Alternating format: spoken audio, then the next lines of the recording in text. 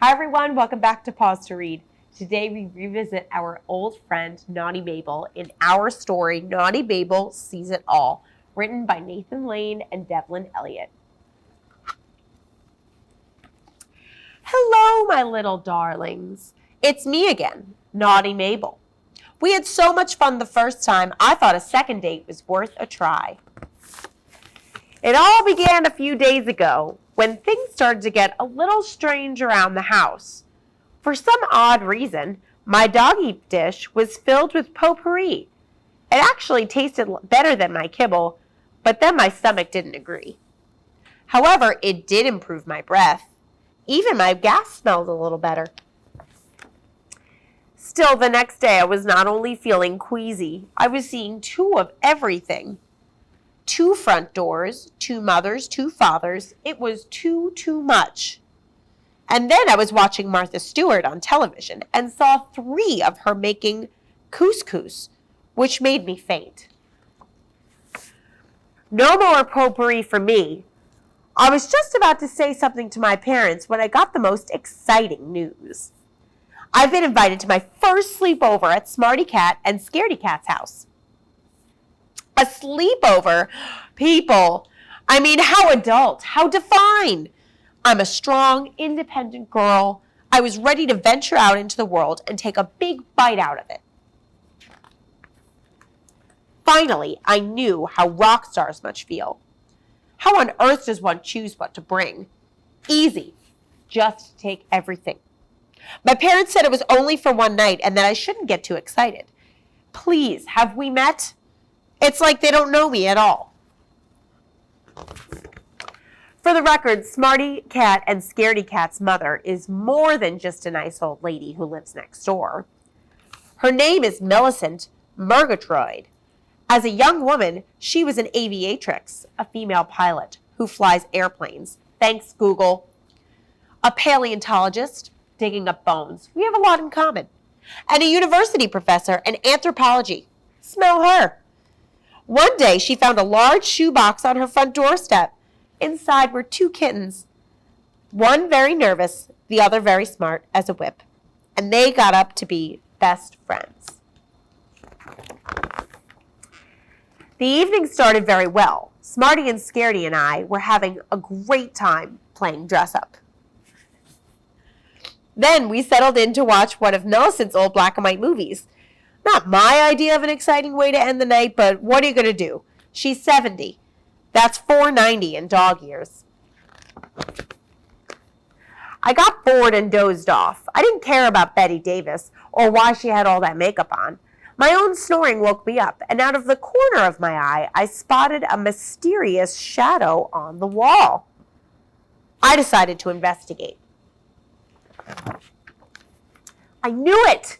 It was a little blurry because of the dark, but there was no getting around it. It was a monster.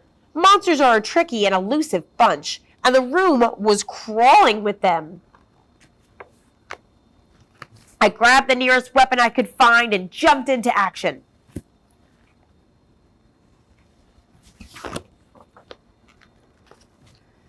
Mrs. Murgatroyd didn't seem to appreciate my heroic efforts.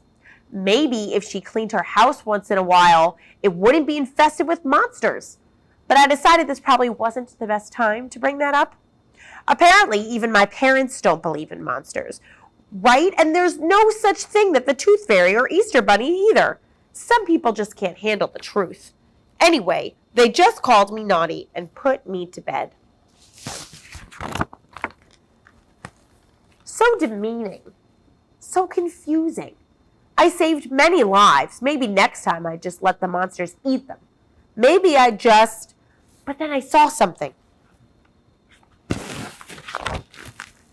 I knew it. The monsters followed me home to have their revenge. Isn't that just like monsters? They like to play with your head. But I could catch one. If I could just catch one, I could prove I was right. And I love being right. So I called out, "Here, monster. Come out, wherever you are." I could play their little game. And that's when I spotted one. It was huge. This monster needed to lay off the carbs. I decided I either to attack it or wake up my parents with the good news. Can you believe it? My parents still couldn't see the monster. Mabel! Now, if you'll recall, this is where we began. I decided to turn myself in and get time off for good behavior. Only I couldn't figure out who to turn myself into. They seemed to be cloning. I had no idea which lucky couple were my real parents or what was happening. Fortunately, the smartest couple figured it out. Guess what? There were no monsters. I needed glasses. Glasses for a dog. Who knew? They had to take me to an optimist and an optopotamus. An ophthalmologist? Oh, you know, the eye doctor. I wasn't sure I liked the looks of this joint. The room positively reeked of regret. I swore I'd be good. I'd give up believing in monsters. I was cured. We could go get smoothies.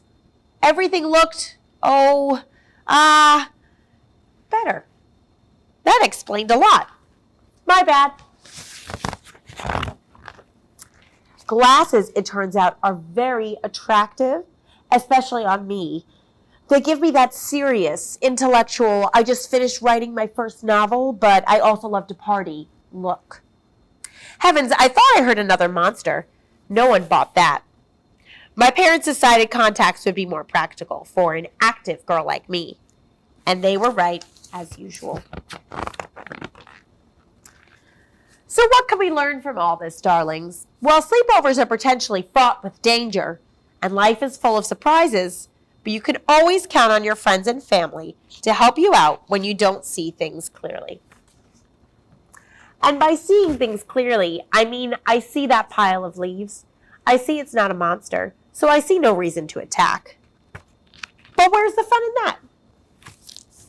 The end. Thank you so much for joining us today. We'll see you again next week.